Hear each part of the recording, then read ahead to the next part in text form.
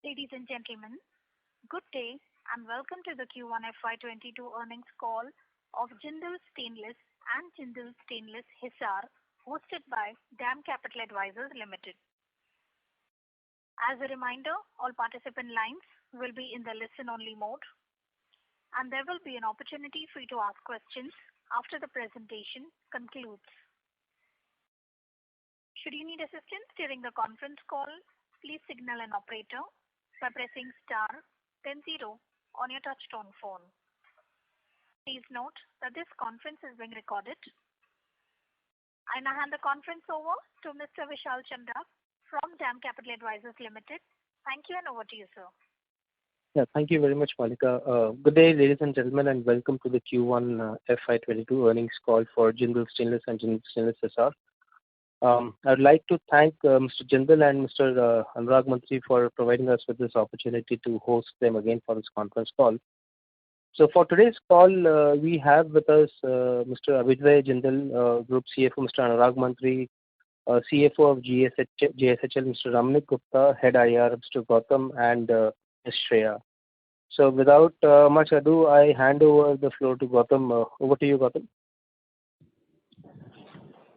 Yeah, thanks, Vishal. Good afternoon, everyone. We'll begin this call with the brief opening remarks from our MD and the Group CFO, following which we'll have the forum open for an interactive question and answer session. Before we start, I would like to point out that some of the statements made in today's call may be forward-looking in nature, and a disclaimer to this effect has been included in the results presentation that was shared earlier. Now I'd like to invite our MD, Mr. Abhyuday Jindal, to make his opening remarks. Over to you, sir. Thank you, Gautam and Vishal, and good afternoon, everyone. On behalf of the management team of Jindal Stainless Limited and Jindal Stainless Hisar Limited, I welcome you to this forum. I wish safety and well-being to you and your dear ones in these challenging times. First, I would like to share the key highlights of Q1 FY22, following which Anurag will take you through the operational and financial highlights. At the beginning, I'm excited to announce the next phase of our growth journey. We are doubling our stainless steel melt capacity through brownfield expansion from 1.1 million tons to 2.1 million tons at Jajpur, which is expected to start in the next 18 months.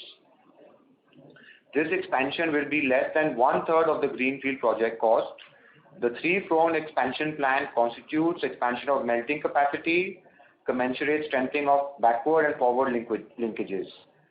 The estimated cost of our expansion is around 2,150 crores. In Hisar, we plan to leverage our leadership position by expanding our specialty product division, thereby strengthening product mix. Estimated cost of expansion, capex is around 450 crores, which includes previously announced rupees 190 crore for our precision strips. The 3x expansion of precision strip will strengthen the company's presence in segments such as auto, process industries, oil and gas, and also cater to niche segments like aerospace and electrical vehicles. The blade steel expansion by 1.7x will help us in consolidating our leadership position both in domestic as well as export markets. I would like to mention about our initiatives to fight COVID. As a group, we have supplied over 6,000 metric tons of liquid medical oxygen to hospitals across Haryana, Odisha, Andhra Pradesh and Delhi. We have offered free vaccination to over 35,000 employees and families. We are also operating a 500-bedded COVID emergency hospital in Hisar, and our Jajpur facility has supplied over 50 metric ton LMO on a daily basis to Odisha, Andhra Pradesh and other nearby states. We are committed to extending any possible help to our employees and the community at large in fight against COVID, along with our various social initiatives, and we are already geared up for any wave 3 or wave 4 expected. As a responsible corporate citizen, we are also focused on sustainability and maintaining healthy environment. Operating through EAF helps us in reducing our carbon footprint. Increasing the recycled content share is the single most effective measure to reduce our environmental impact. This ensures considerable reduction in CO2 emissions across supply chain. As an acknowledgement, numerous awards received by both JSL and JSHL are testimony to our efforts on the environment, health and safety front. Our merger is progressing well, and as informed earlier, we have already filed our application with NCLT. We are in the process of getting requisite approvals.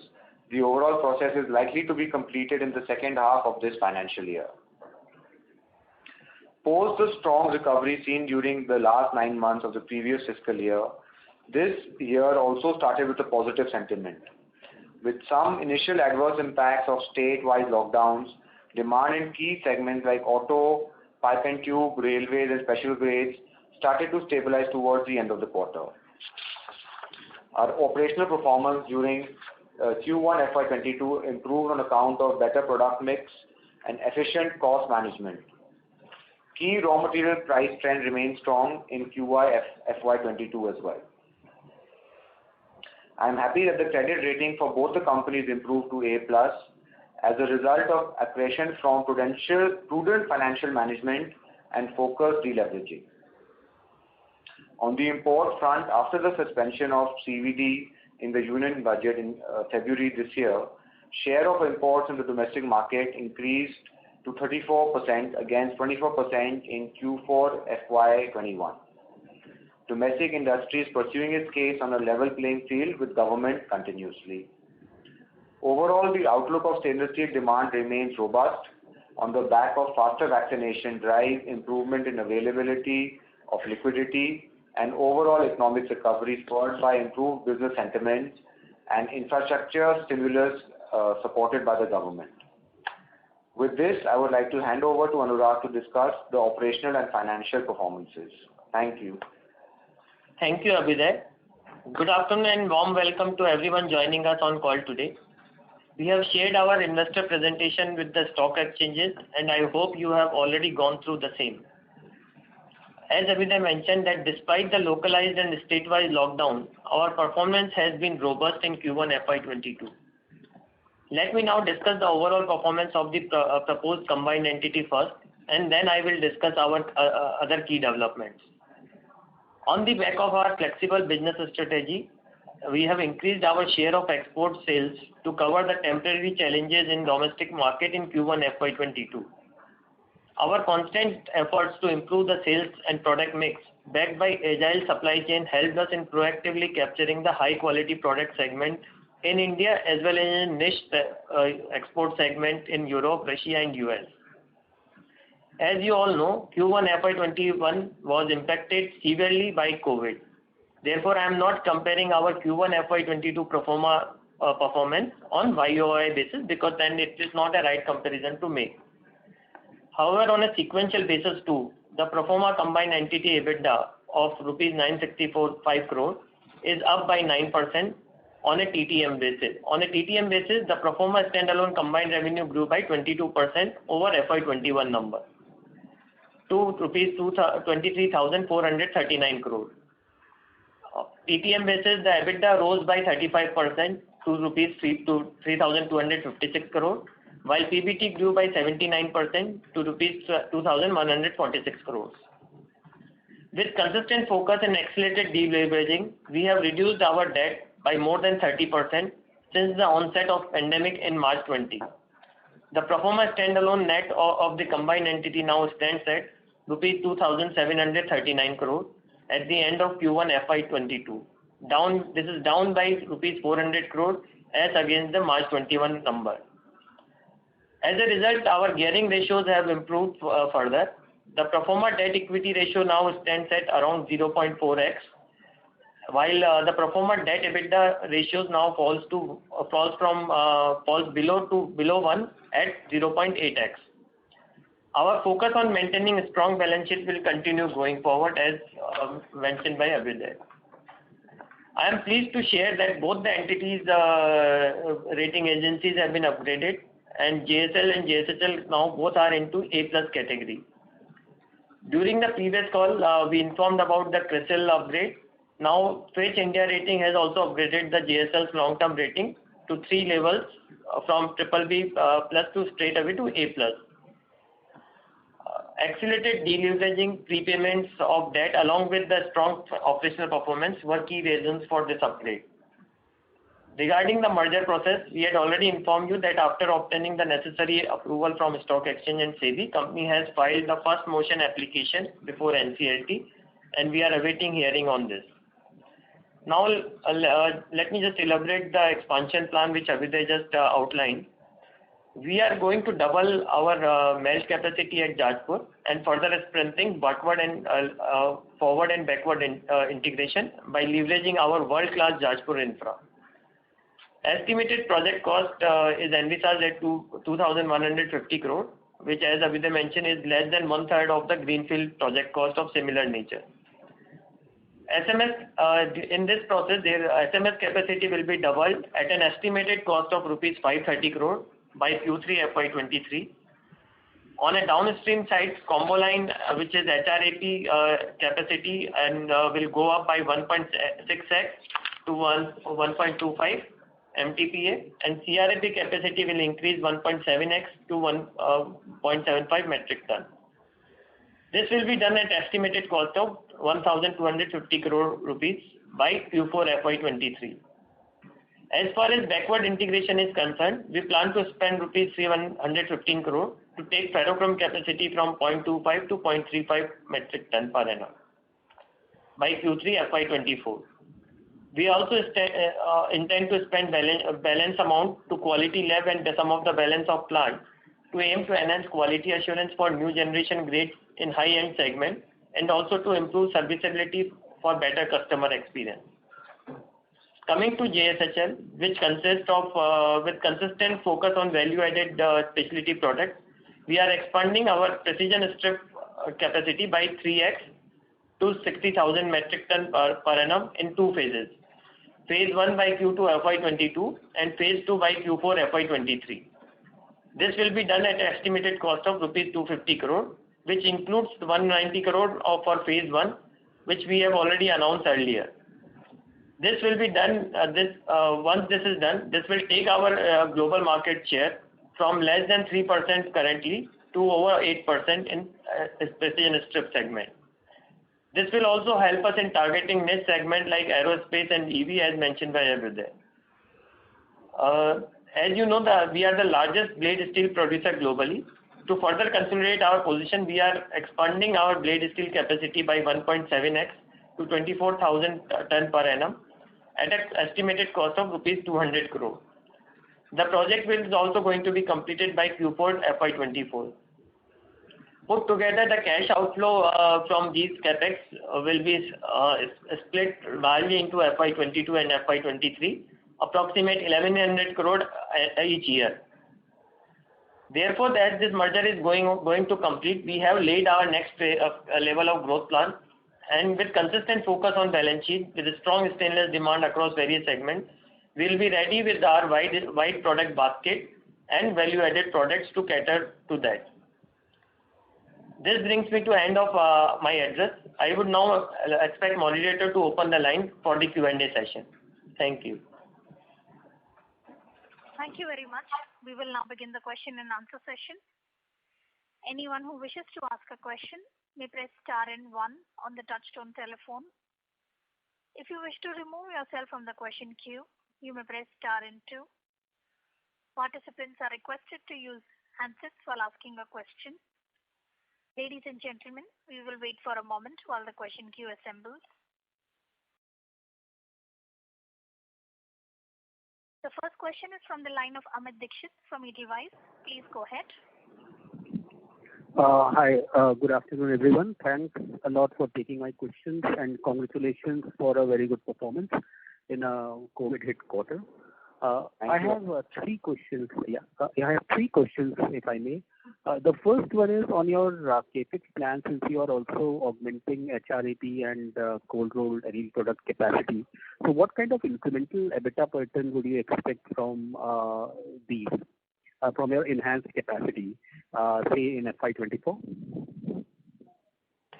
See, Amit, overall, we would rather guide on the overall payback period for these capacities. What as per our estimate currently, the payback of these facilities will be less than 3 years. So maybe on a specific EBITDA per ton, I think let's wait for as we go near to the start of the facilities, because we'll have to see the ramp up. But overall, we are confident of payback of less than 3 years. Okay, thanks. That's helpful. The second question is on the stainless steel industry as it is. If you look at the stainless steel prices in China, they have gone up almost 10% from a very high level in the month of July. And our guidance, of course, we have outperformed our guidance consecutively for 3 quarters. So in light of, the prices remaining much higher at the present stage, and the fact that China has implemented, increased export tax on ferrochrome, and nickel prices, are like almost, in a wildfire kind of situation. So stainless steel fundamentals look good. So all in all, what kind of guidance would you maintain for rest of the year in terms of your profitability, EBITDA per ton? So, Amit, because based on just 1 quarter and we are beginning of the financial year, right now what we do is that our full year guidance for the FY22, we are upping from our earlier guidance. If you recall, last call we gave a 15 to 17,000 EBITDA per ton. Now, looking at the scenario, we are upping it to 18 to 20,000 per ton on an average basis for both the entities consolidated one. Now, your question whether looking all the good, I think we will keep updating and will be very transparently sharing with you and we are now regularly interacting on a quarterly basis. When we see we move ahead in the more on the financial year, we'll see how the various events unfold, and then we will see whether we need to revise these guidance further. One thing I want to make sure that if you recall, even at the last year when there was a nationwide lockdown, whatever guidance we gave before that, even we didn't give any excuse to the external situation, and we make sure that those guidance were met even when the scenario was looking very bad. But we are hopeful of the full year basis. So considering the various external factors which may right now look good, may not look good after some time, but what we are seeing is that we are confident of 18 to 20,000 per ton at this moment for the full year basis. And this you are guiding for the merged, considering the merged entity. Yes. Both together, JSHL and JSL. Okay, great. The third question, if I may, is on the, we have recently executed a MOU with Tata Steel on chrome mining. So just wanted to, these are still initial days, I know, but just wanted to understand the kind of benefit in terms of ore production, the cost benefit that you would get for your ferrochrome business on this. So yes, Amit, like you said, it's still early stages, but the basic idea is that there was a good amount of reserve, almost close to 1 million tons of chrome ore is available in the boundary, at the joint boundary between Tata and our mine. So the idea is that because right now, we were buying our chrome ore either from OMC, from Tata, or even importing some ore, and we were not consuming the ore available within our mine. So, once that starts happening, there will be tremendous impact on the cost. Right now, it's really tough to say because, yes, prices of chrome ore are also rising, and mining has been closed for the last 2 years. So that is why it's tough to give any monetary details as of now. But we know that there is tremendous amount of ore available. In the next 5 years, we want to mine this, 1 million ton reserves that is available to us. Can I ask a follow-up on this? Yes. Okay. So just wanted to understand, because 1 million ton, in overall context, then your capacity, ferrochrome capacity will increase to 350 KT. And as I understand, you would require roughly 2.3 for 1 ton of ferrochrome. So, 1 million ton is really not enough. So do you expect, that there would be more ore available that you might not have explored, but given this MOU, you would like to explore? So, you must be seeing some higher opportunity than this 1 million ton. This is what we already know is clearly visible. Then further, once we start excavating, then we are expecting a lot more minerals to be found. And we do have plans which are not put in place right now, but we're still talking or going for underground mining as well. So when we go for underground, there is enough capacity available for us. And what are the timelines for this? Sorry, I think you mentioned, but I missed this. The timelines? For the Tata mining, you're asking? Yeah. Tata mining, we expect by Q4 of this financial year to get that started. Okay, wonderful. Thanks a lot and all the best. Thank you.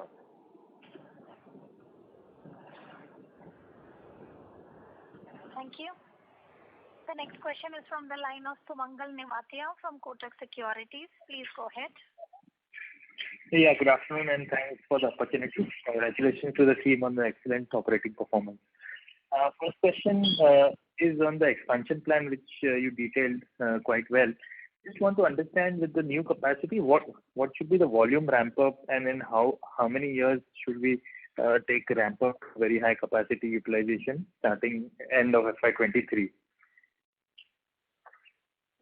So Mangal, we are expecting the full ramp up of the capacities by FY25. So within, say, because it will be starting end of this Q2 23, and ramp up will then gradually. So 100% ramp up of most of the capacities we are expecting to complete by 25.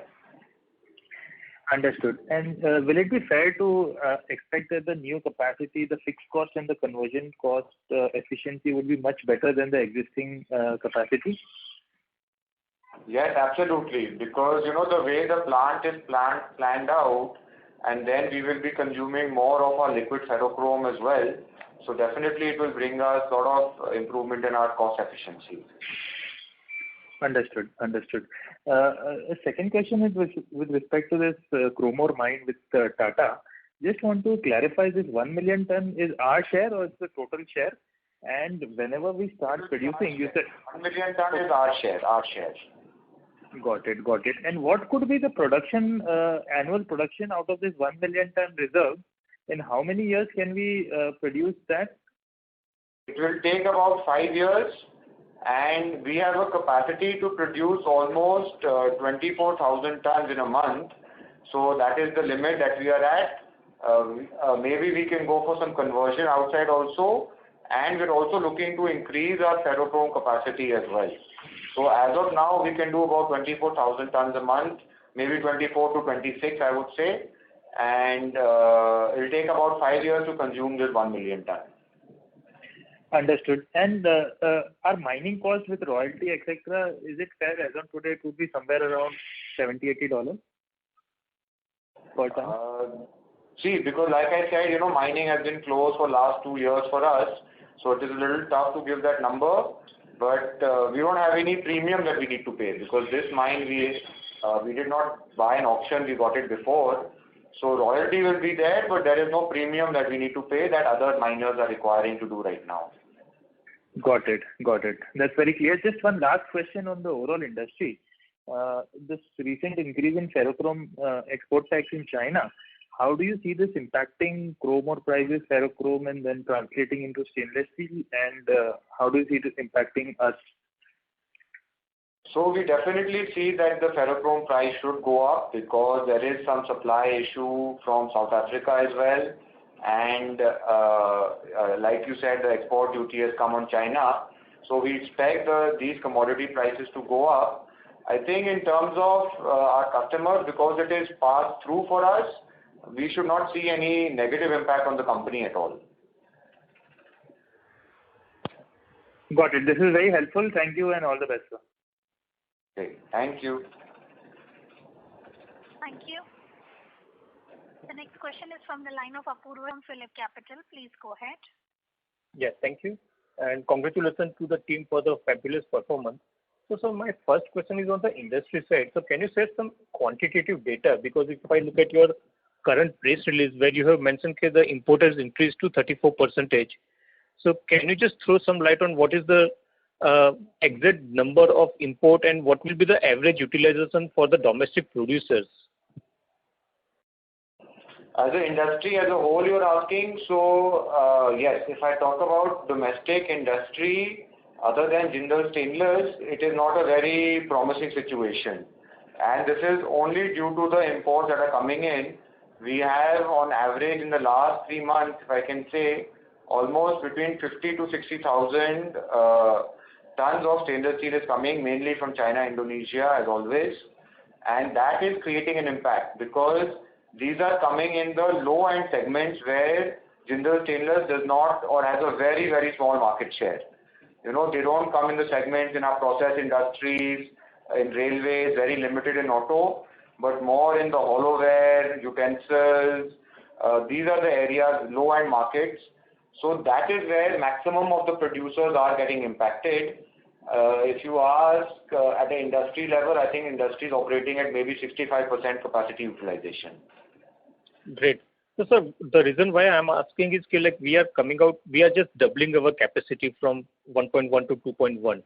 So what will be our plan? So does it also mean that we will be looking for higher sales in export market, looking at the current China situation and at combined entity from 85-15, so 85 domestic and 15 export roughly numbers, maybe 3 years down the line, the ratio can be different. So what is your strategy to utilize this 1 million ton incremental capacity? Strategy is always to grow the domestic market and maintain our market share on a domestic front, which you said very rightly that it has been around 85 to 15%. We are very flexible because we participate in the highest end market from our export side, and looking at the facilities and the number of grades we operate in, we are very flexible. So depending on the nature, how we expect actually domestic industry to grow at 8 to 9% over the next 3 years. So again, maximum of our capacities will be sold in domestic market. I think the ratio will still remain. You can take a range between 75 to 85% domestic market and about 15 to 25% export market.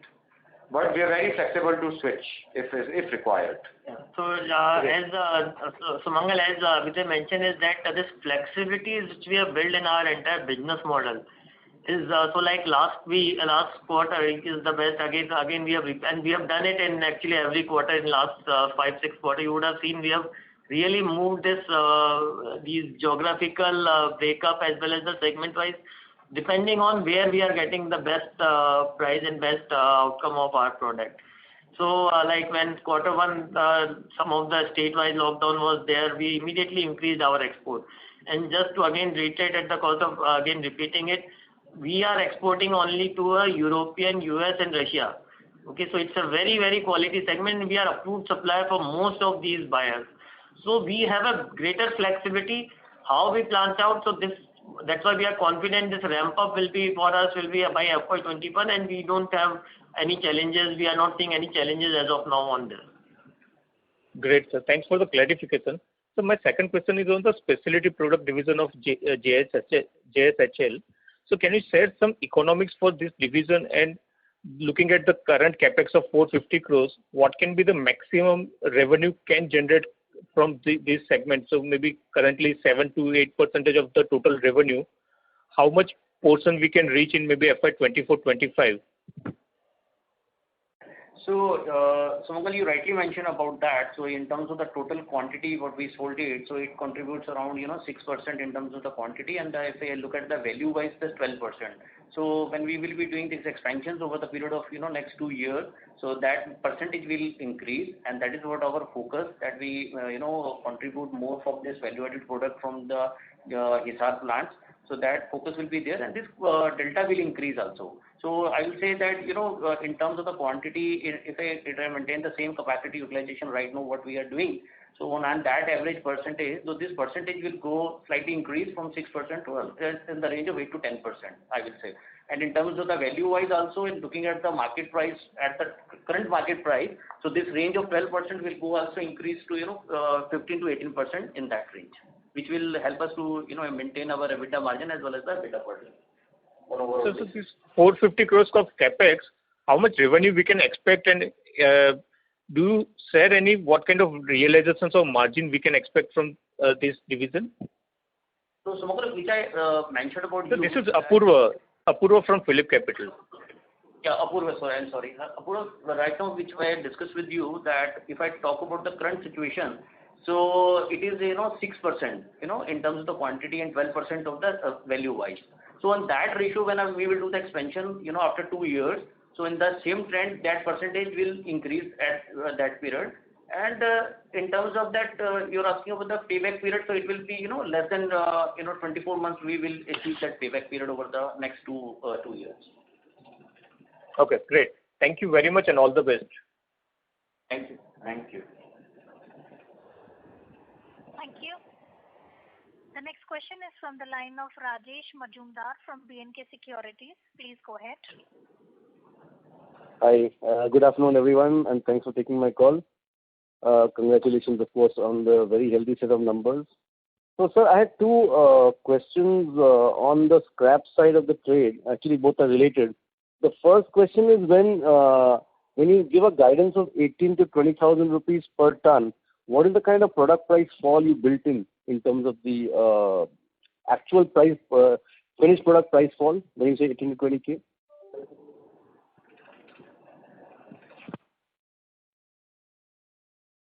Hello? Sorry, just 1 second. You are asking about the different series price mix? Yeah, I'm saying when you give a guidance of 18 to 20,000 as compared to the ruling rate of 24 to 25, what's the kind of product price fall on an average you take when you give this guidance?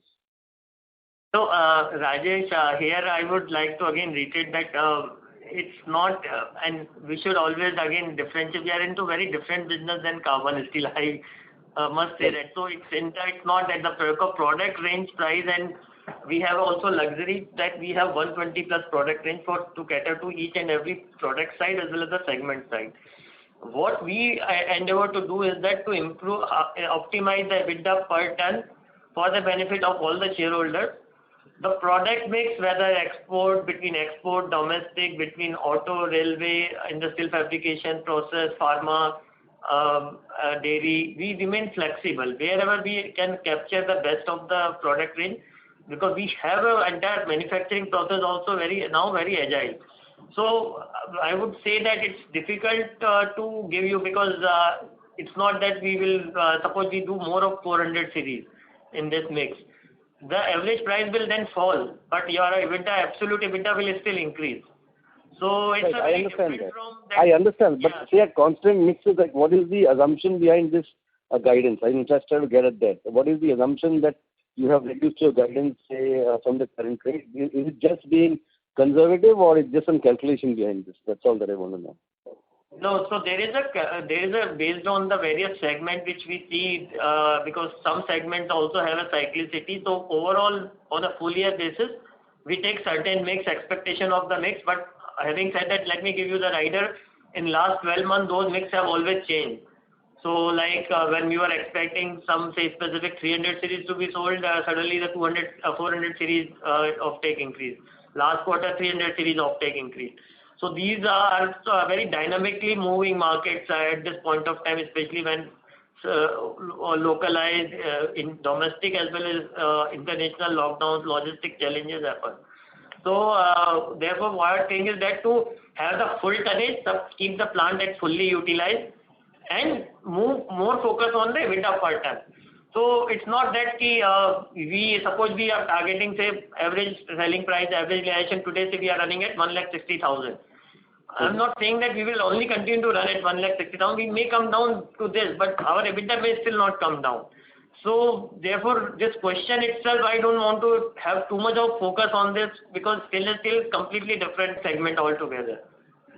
No, so if I put it in a different way, is the lower guidance dependent on the market conditions more than the price then? Is that the way you're looking at it? It's because of the overall market segmentation. It's because of the market segmentation, because if you talk, like Anurag was mentioning, 400 series, auto was down in this quarter. You know? So if once that picks up and then the hollow wire segment picks up, then there could be a little price correction. You know, so it totally depends on the market segment that we want to target. But like we said, we will definitely maintain our margins. We want to maintain our ratios, which is why we are in a very flexible model. We can switch between our series between segments. So it's totally as per company strategy. Got it, sir. Got it. Thank you. So, and my second question was relating to the scrap market. So we've been increasing our SS scrap consumption over the years. How confident are we going forward that we will be getting this kind of scrap availability, and whether this will go up more over the years? Absolutely. There are a lot of things that we have put in place. So one thing that I would like to add is that we have plans to set up 2-3 yards in the international market where we do our own sourcing at a very cheap price to bring in our own scrap. Secondly, we are getting and we're pushing our domestic suppliers to source more material, looking at our requirements, and also going into a value and use model where they create yards next to the factory and we pay them as and when we consume the material. So this we already did with 2 suppliers, Trafigura and MM Ceramic, and we're also working with many other scrap suppliers to do the similar kind of concept. And currently, because of the logistic issues, scrap ratio is a little down, but over time, over this year, we will get back to our almost 80% scrap ratio, and every year you will see an uptick in that. Okay, because recently we've seen a deal in the SS scrap market in Europe, which was at a pretty significant high valuation. So it seems that the acquisition of a scrap player may make sense. So the Aperam has bought out the stainless steel scrap merchant at 7 times valuation, EV/EBITDA valuation. So I was just wondering whether we have any plans to move upstream. That is why we are actually, the plan that we put in is actually moving away from our European and American suppliers. So maximum of the sourcing is now domestic and nearby countries like Southeast Asia and Middle East as well. So that way, looking at the kind of plans European makers have, we, as a strategic reason which has worked very well, we have moved away from European suppliers. Now our dependence on them is not more than 15 to 20%. Right. So we're fairly confident of our SS scrap availability improving over the years. So you see that kind of scrap being generated in the region. Absolutely. Because as the consumption is picking up, it's also we are witnessing scrap generation will also improve. Plus, looking at our expansion plans, we've already in discussion with all our major suppliers of sourcing more scrap domestically and from nearby sources. So we are very confident on our sourcing front. Okay. Thank you. Thank you. Ladies and gentlemen, please limit your questions to 2 per participant. Should you have a follow-up question, would request you to rejoin the queue. The next question is from the line of Abhishek Modi from Emkay Global Financial Services. Please go ahead. Yeah, thanks for taking my question. My question pertains to the PLI scheme. Since the combined entity is into stainless steel, so any plans going ahead with PLI into account for the company, the combined level?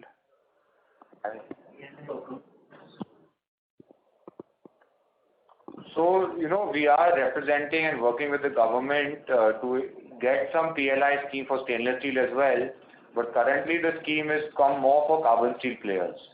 So direct benefit we will not get, but we are already representing and working with the government to bring in some for stainless steel as well. Okay, so current is not flexible for the company, you're telling that way? No, currently we will not be, or we are still working on certain grades, but maximum benefit will come to carbon steel players. Okay, thanks for taking my question. Thank you. Thank you. The next question is from the line of Ashish Kejriwal from Centrum Broking. Please go ahead. Yeah, hi. Good evening, everyone. Sir, my question is on the EBITDA per ton bridge. If I look at FY20, we are somewhere around 13,000, and now we are at 24,000. So my question is it possible for you to break it into different parts in quantitative terms, roughly, how we have moved from this 13 to 24?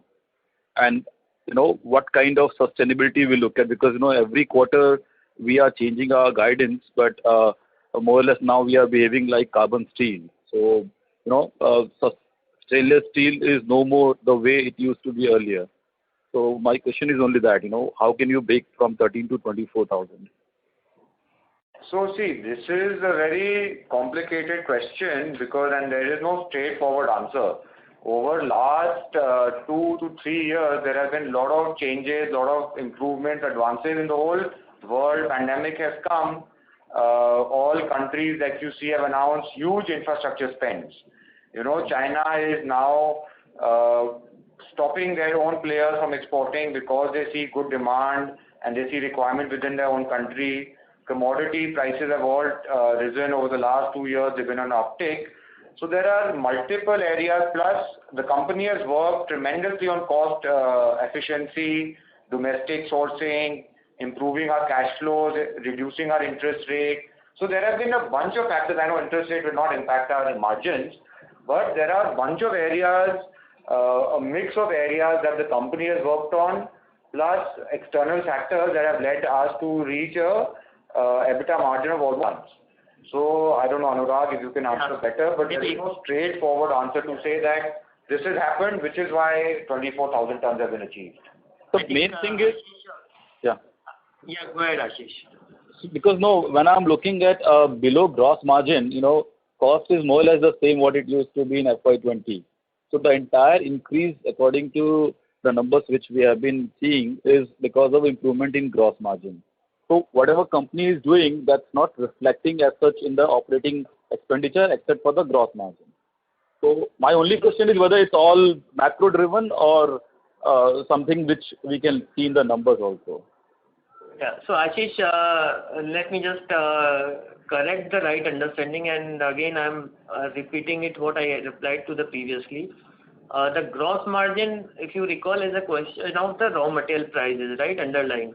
The 300 series gross margin is way lesser than the 400 series gross margin because the nickel is not there in 400 series. The gross margin will be much series, right?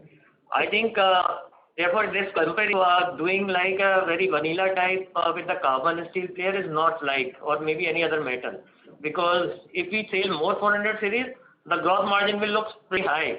But we are still guiding. Therefore, I think for us ease of purpose, I think what we are saying, you leave us that flexibility to capture the best margin, best product range at that particular point of time. And it's difficult to predict. And we have seen most of the even what the prediction was there, if you put up in Jan 19 before getting into the pandemic for auto, have completely proved wrong. Because when we opened in after the first lockdown, suddenly we saw a two-wheeler auto segment demand rose to a large extent. And we supplied most of our quantities because of this fuel tank of two-wheelers. We pushed large quantities in auto because we were getting the right price benchmarks also over there. So this is very difficult to predict on those terms because in these uncertain times. What we have done is that, as Abhyuday mentioned, I'm not getting into the external factor how it's paying out because it's very difficult to predict those. Again, I'm repeating it. But we have made our business model so flat. Let me give you a few data points. On November 19, we increased our Jajpur capacity by 35% from 0.8 to 1.1 with a just cost of 40 crore. What it means, then it helps us to enhance our product range. So with this, after this, as well as the combining with Hisar, we now can cater to each and every product range segments into stainless steel industry. Probably we are one of the only company in the world who have 120 plus stainless steel product range. So that gives us a huge flexibility to shift over this between the product range and the segment. This is one, but this is also not going to give the result till the time you have a manufacturing facility and supply chain completely agile to that. So that, as Abhyuday mentioned, we have shifted our entire supply chain work extensively with the supplier to bring down the near to our capacities. Now, what happens is, suppose suddenly there is a 300 series requirement increase last quarter. What it means, we have to increase the nickel sourcing at that point of time. That is not possible if we were still buying with the 2 years previous model of the US and Canada show. Now we would immediately increase because we actually work with on this specifically on these stars. So I think the performance, it's not akin to this. I think it's a combination, as Abhyuday mentioned, is that we have consistently worked on these parts that to have a very flexible product mix and to support that product mix, what is getting demanded in the particular market or particular segment. to immediately change our manufacturing lines as well as the supply chain aligned to that, so that we can cater to the best of optimization overall. And just to answer your question specifically, see, that is why we are not coming out with a statement saying that we will achieve 24,000 ton average EBITDA for this year. We do realize there are certain macroeconomic factors that have supported this, which is why, with our flexibility in mind and the kind of switch we can do between domestic and export, we still feel 18 to 20 is definitely achievable even going forward. That is the reason why we're not also claiming that 24,000 is what we can achieve this whole year. So there are a lot of domestic factors, in-house what we have done to ensure that we achieve 20,000 EBITDA, plus there are certain macroeconomic factors which have also supported the business and any metal company at this stage right now. Understood, sir. So because of my only worry is that, can we go back to 13 to 15, which we are claiming 1 year back? Because obviously macro factors have supported. We don't know 1 year down the line whether that will same or that will change. Not with the processes that we have put in place. Should we fall back to such a low level, it can definitely reduce. I will not say if now commodity crashes, then our margins will come down, but not to that extent. See, the situation has earlier our capacity was much less. So with the increased capacity, the cost efficiency optimization also come in the wider product range. So when you are talking, that time we were having only 0.8 million ton capacity in Jajpur hardly. I'm not taking the period of like nationwide lockdown in Q1 of FY21. This is not the comparable period. No, so that's what I'm saying. Means whatever improvement we have seen in gross margin rather than in other expenses which can be lower because of higher production. So gross margin is again not the benchmark for the stainless steel industry to look at because of it will vary considerably with the change, and higher gross margin doesn't mean higher EBITDA per ton. It could be vice versa.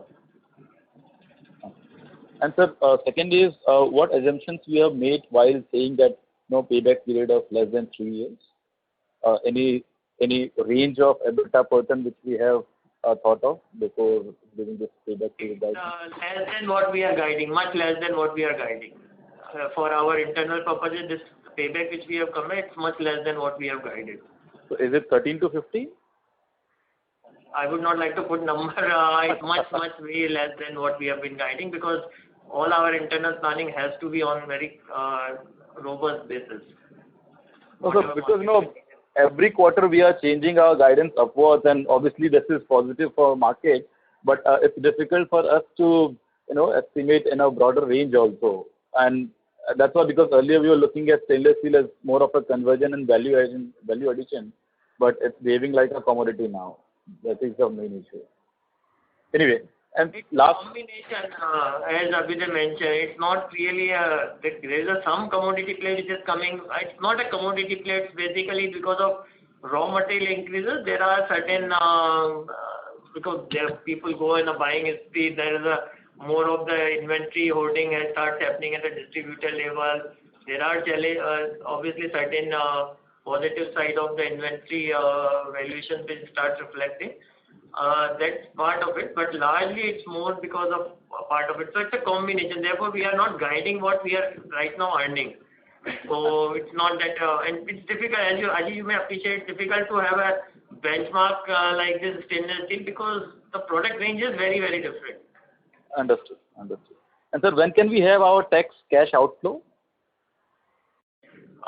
We will have at March 20th, tax outflow is probably this FY22, somewhere in FY22 we should have hit that number. Sure. Thanks and all the best. Thank you.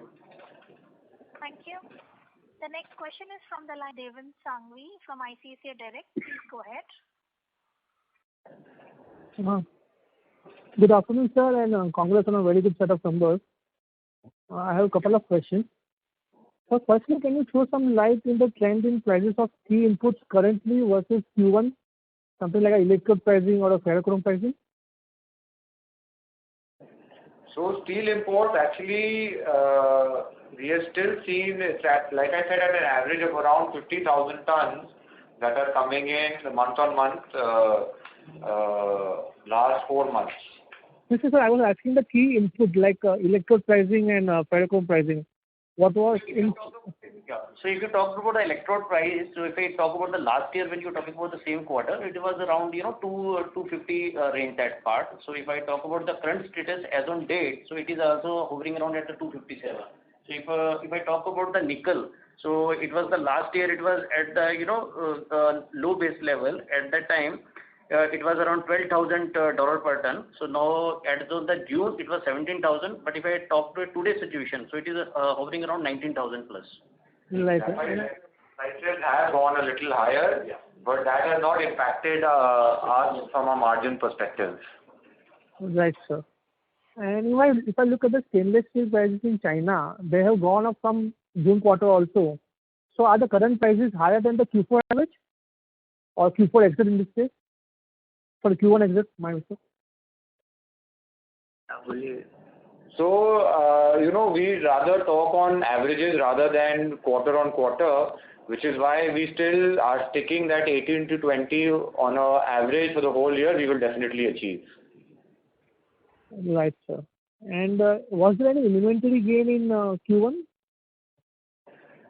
See, this as Abhidha mentioned, is this inventory valuation positive or negative side? This could be there partially, but we have actually reduced that our entire inventory cycle. Yes.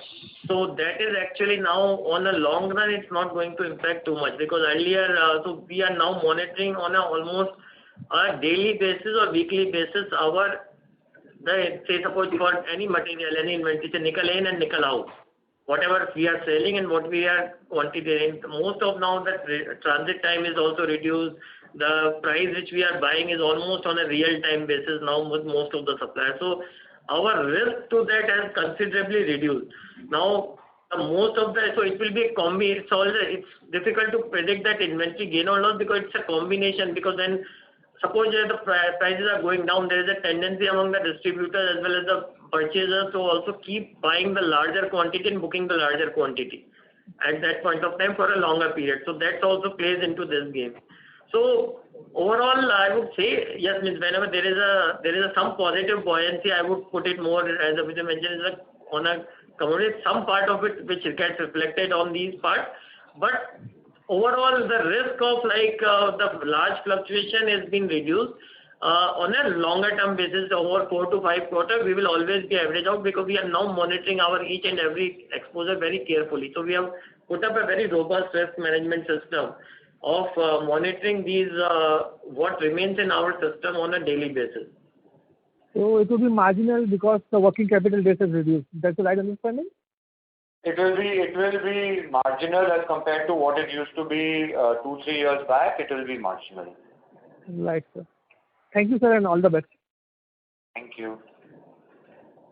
Thank you. The next question is from the line of Pallav Agarwal from Antique Stock Broking. Please go ahead. Yeah, good afternoon, sir. So I had a question on the export tax that Russia has imposed, effective from 1st August to December. So I think Russia exports a lot of nickel into the global market. So with this export tax, do you think the cost curve will go up and this can actually ultimately benefit our margins in the long run? So nothing to do with Russia for us as such, because we don't buy any nickel from Russia, or maybe less than 1%. So Russia factor will not impact us, but yes, because of these news coming out, with China also putting an export duty on nickel pig iron, there will be an increase in nickel prices. That we will see, yes. So nickel line for us is mostly a pass-through, or there will be some impact on the inventory that we hold? It is a pass-through with little time lag, but it is a pass-through. Okay. So just one more question on the merger. So once I think there's some intercorporate debt that is there between the two entities. So when the merger happens, this will be knocked off. But how will the loans and advances be treated in Jindal Hisar? So will there be a complete elimination of the intercompany debt, or how would the restated pro forma balance sheet look like?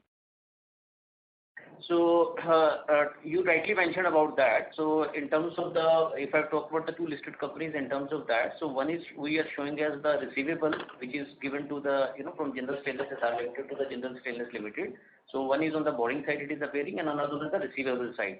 So when this NCLT approval will come and when we will be presenting the merged balance sheet, so this will be, squared up between the two things as a single merged entity. Sure, sir. And how, the exchange ratio is there, but I believe there are some, again, intercompany shareholding. So, it would also help if you could give us some idea of the, the merged, what would be the, the share capital broadly of the merged entity. The merged entity share capital will be 84.63 crore shares. Sure, sir. Okay. This helps a lot. Yeah. Thank you. Sorry, 82.634. Sorry, my bad. 82.34 crore shares. Okay. This is after eliminating all the, subsidy holding or everything. This will be the final number. Yes.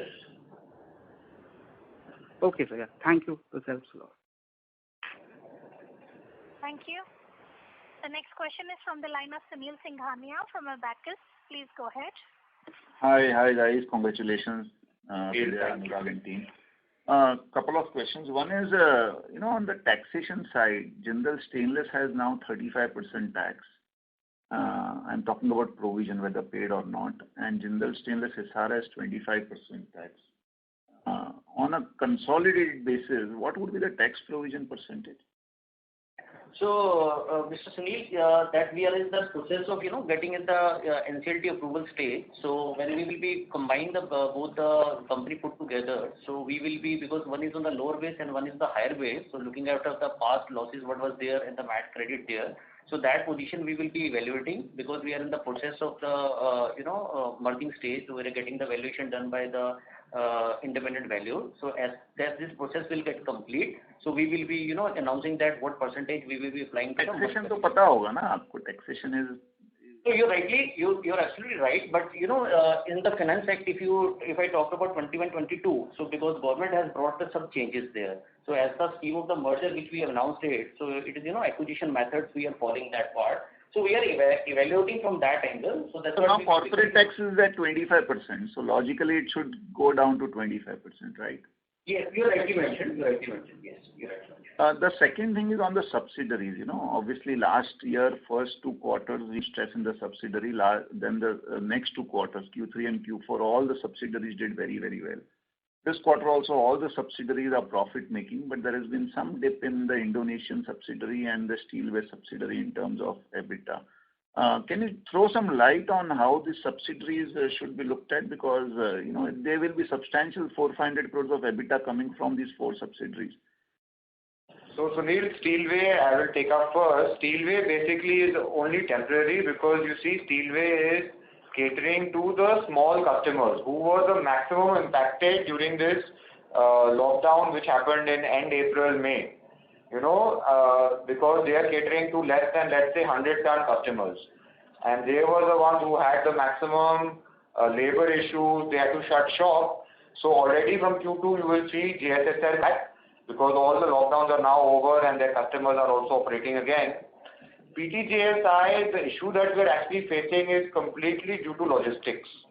PTJSI from an export dependent is serving again Europe and America, and there we are facing huge challenges from a logistic point of view. So the cost of shipping has drastically gone up. We are in talks with all our customers to renegotiate the prices and supply at a higher freight, higher price as well. So Indonesia, getting all positive information from the team there, that customers, because it's a world phenomenon. It is not only dependent or because of one country. So the customers are accepting it and they are increasing prices. So Indonesia should also see an improvement in Q2. But JSSL will definitely come back to its previous levels. And, coming to the core business, obviously, the company has come a long way from a maker of, stainless steel, which was not exactly completely high grade to now, spending more resources and producing more precision stainless and other high value added stainless steel. doesn't that logically mean that our band of EBITDA, which used to be as a company level earlier, should logically, even withstanding the ups and downs in the economy and prices, should have moved up, largely because we are doing more value added? And even this 450 odd crores is towards precision stainless steel and blade steel. So that definitely, your point is absolutely valid and correct from the SPD point of view. But the challenge, and I would love to invite you or our other investors also to the factory to really get the sense of it, because Hisar, we still want to keep it fully loaded. So that is the challenge that we then face in terms of we might have to produce some low value added second grades, which overall will bring down our average EBITDA. So from our special products, blade steel, those margins will still increase, but because we're increasing that, we will not be able to cast our wider products to the same extent, and we end up making pata.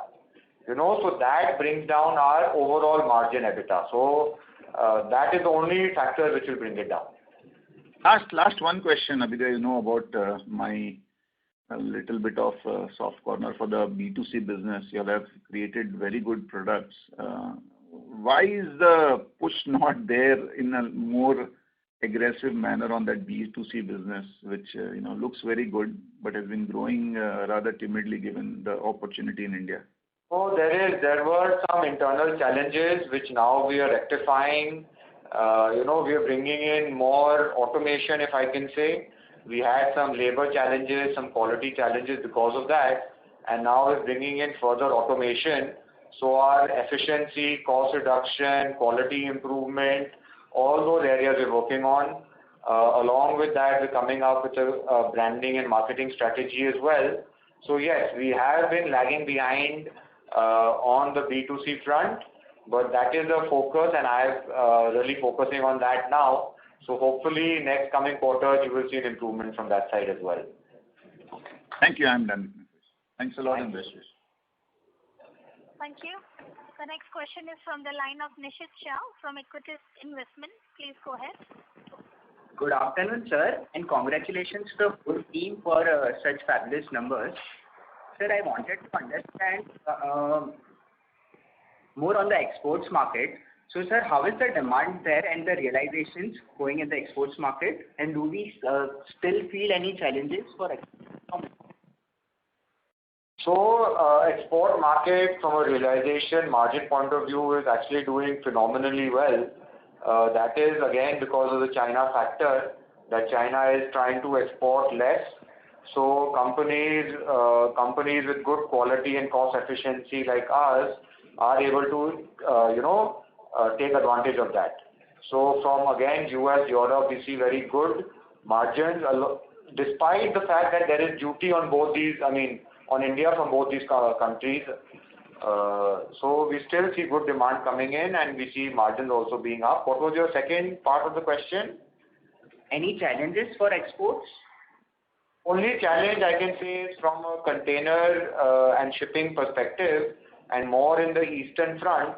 So now to tackle that, what we are doing is we are also targeting JNPT and Mundra port as well to cater to our US customers.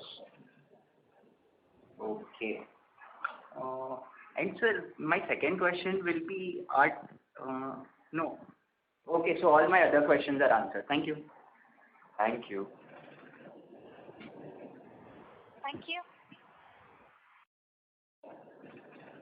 The next question is from the line of Jimesh Sanghvi from Principal India. Please go ahead. Yeah, hi sir. Congrats on a good set of numbers. Couple of things. If you can share the breakup of the 200, 300 and the 400 series for probably FY21 and for Q1. And second was on the raw material sourcing. Has there been any shift in the last 2 to 3 years? If we have shifted more towards the stainless steel scrap in terms of our overall raw material or ferronickel, if you can share some data points on that as well. So I'll take your second question first. In terms of, scrap has always been a clear focus and clear strategy for the company. Again, it is totally depending on market factors. And the kind of equipment we have, we can always fluctuate between consuming more ferronickel or scrap. So if you're getting a better price in ferronickel, then we increase it to that extent. But in most cases, and on average, scrap is always you get better discounts. So that is why we operate at almost between 70 to 85% from a scrap ratio perspective. Your first question was on ratio. So, hi Jimesh. So in Q1 FY22, if we see in JSL, the series mix was like 200 series 17%, and 300 series was 53%, and 400 was 30%. And whereas in JSHL, it was 37% of 200 series, 46% of 300 series, and 18% of 400 series. And can you share this number for Q4 as well for FY21? Yeah, sure. Can I send it across to you offline? Sure. And sir, fine, not a problem. Sir, on this stainless steel scrap, as you said, that we consume generally between 70 to 85%. What will be that percentage right now? Will it be more towards the 85% range, or will it be more towards the 70% range? Currently, if I talk as on day today, it is on the lower side only because again of the shipping issues that we are facing across the globe. But we see that improving and coming back in October. So immediately our scrap ratio will again hit that 85% level. Right now we're at the lower band, you can say. Okay, so currently we are consuming almost around 25 to 30% of ferronickel. Is that the right assumption? Yeah. Correct, you're right. Fine, sir. Okay. Thank you. Thank you. Thank you.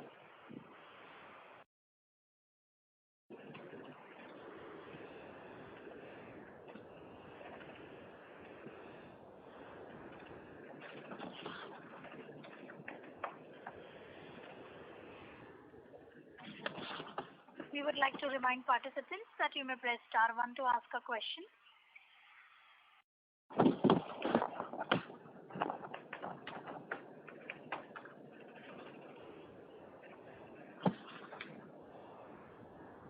The next question is from the line of Pranay Zaveri from J&J Holdings. Please go ahead.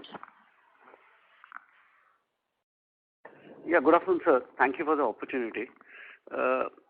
So my first question is, what is the debt as on 30th June of the merged entity, pro forma?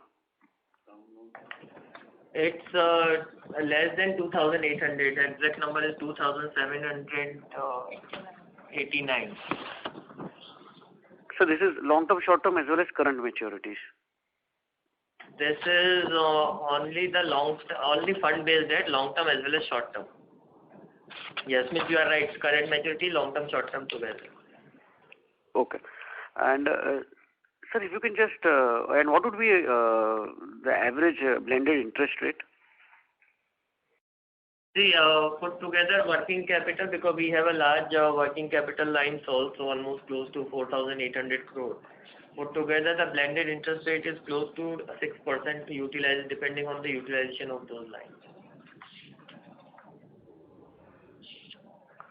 And if you can just throw some light on the capex number, including the maintenance capex for FY22 and FY23, please. Pranay, I would request if you go through our presentation, we have given very specifically the capex phasing as well as the detailing. So please, I would say go through that, and if you have any residual question, happy to answer towards it. Okay, fine. Last question from my side is basically the interest cost for the year, as you were alluding in the last call, would be less than about 400 crore, right? And after this debt reduction in Q1, it will be still further lower. It will be further lower. Last time, yes, you are right, we are guided less than 400. Probably it will be less than 375 or maybe 350. Still less than 375 what we can guide now. Okay, sir. Thank you so much. Thank you. Thank you. The last question is from the line of Vishal Jaju from Tata Investment Corporation. Please go ahead. Yeah, good afternoon, sir. My question was in the B2C business, sir, the Jindal Lifestyle, as far as I understand, we have two major customers. One is the railways and second is Whirlpool. So what plans we have with regard to addition of more clients? And secondly, in Whirlpool, do we supply to Whirlpool India or Whirlpool worldwide? We supply actually Whirlpool worldwide, and we are the biggest supplier in a particular segment to them, which is KitchenAid. And already they have asked us to increase the capacity, which is what I was mentioning. We are going for further automation in our plants to increase the output, improve the quality, bring down cost. And already we've added two new OEMs in the last year. One is Havells India, other one is Tata Motors for a certain product. Similar line, we are also working to add at least two more OEMs in this quarter, and that is our strategy going forward. And secondly, sir, I visited some of your store also. So what is the outlook that we have in that particular business over the next 3 years? Because in the last couple of years, there has been a lot of volatility, maybe due to the railway orders or the integral coach factory orders.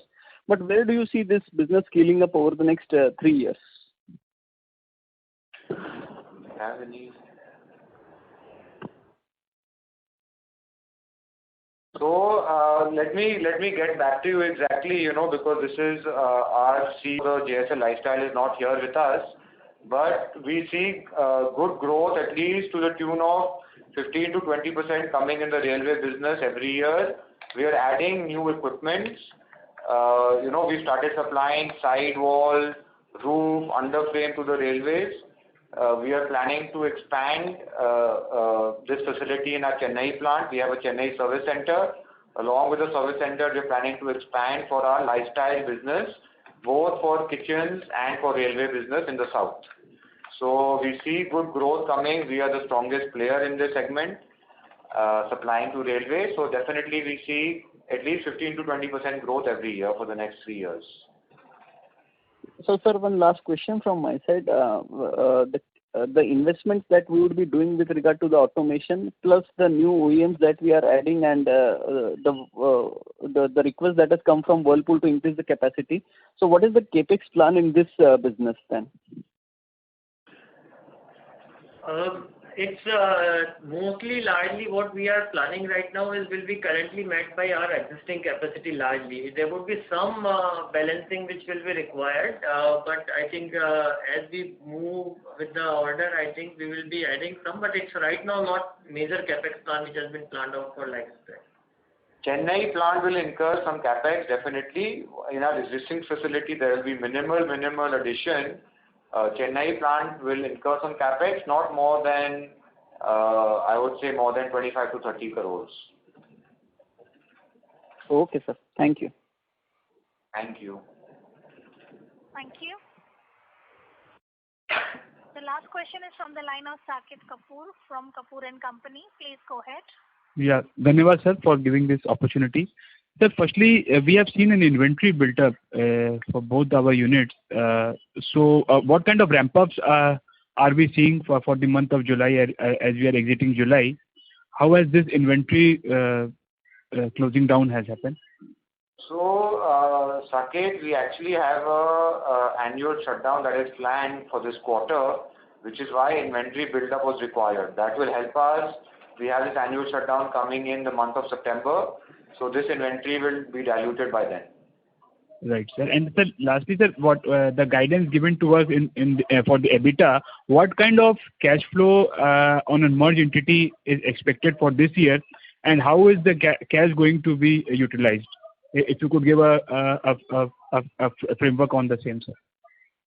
Yeah. So basically, the guidance which we have given is on the EBITDA per ton side, 18 to 20,000. Volume side, what we have guided is probably we'll be doing close to 15 to 20, more towards 20% of overall volume growth in the combined entity. So that put together is the overall EBITDA which we'll be targeting. Interest cost on a cash side, cash outflow side, the scheduled debt repayment which is remaining for this year is close to just 35 crores. And the interest cost which we have already guided is less than 375 crores. So this will be how the maths will stack up. No, sir. And on the CapEx front, how much will be the? Sorry, good. Sorry, I missed that. CapEx side, as we have mentioned in our presentation also, the annual outflow for the CapEx, new CapEx will be close to 1,100 crore. And over and above this, there is the sustenance and maintenance CapEx of which remains expected in the range of 250 to 300 crore. Right, sir. Thank you for the opportunity. Thank you, team, and all the best, sir, for the future. Thank you.